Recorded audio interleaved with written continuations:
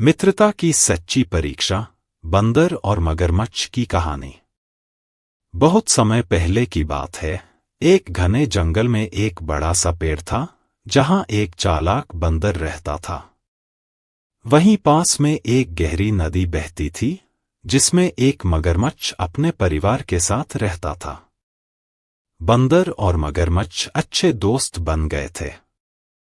हर दिन बंदर अपने पेड़ से मीठे जामुन तोड़ता और मगरमच्छ को खिलाता। दोनों का समय हंसी मजाक में बीतता। एक दिन मगरमच्छ की पत्नी ने कहा, क्यों न हम उस बंदर को खाने की योजना बनाएं। उसके दिल का स्वाद निश्चित रूप से बहुत मीठा होगा, क्योंकि वह रोज मीठे जामुन खाता है। मगरमच्छ अपनी पत्नी की बातों में आ गया और उसने बंदर को धोखे से अपने घर बुलाने की योजना बनाई। अगले दिन मगरमच्छ ने बंदर से कहा, मेरी पत्नी ने तुम्हें खाने पर बुलाया है। चलो, मेरी पीठ पर बैठकर नदी पार कर लो। बंदर खुश हो गया और बिना सोचे समझे मगरमच्छ की पीठ पर बैठ गया। जैसे ही वे नदी के बीच में पहुंचे, मगरमच्छ ने कहा, अब मैं तुम्हें खा जाऊंगा। बंदर चौंक गया, लेकिन उसने अपनी चतुराई नहीं खोई। उसने फौरन कहा, अरे, तुमने पहले क्यों नहीं बताया?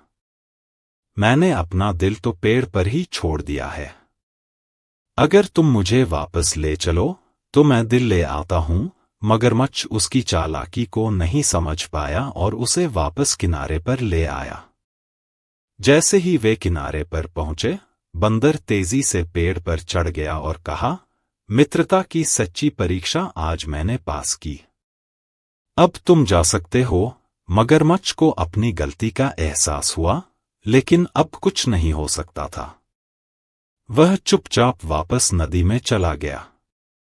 इस प्रकार बंदर ने अपनी चतुराई से अपनी जान बचाई और एक महत्वपूर्ण सबक सीखा, सच्चे दोस्त हमेशा आपके भले की सोचते हैं।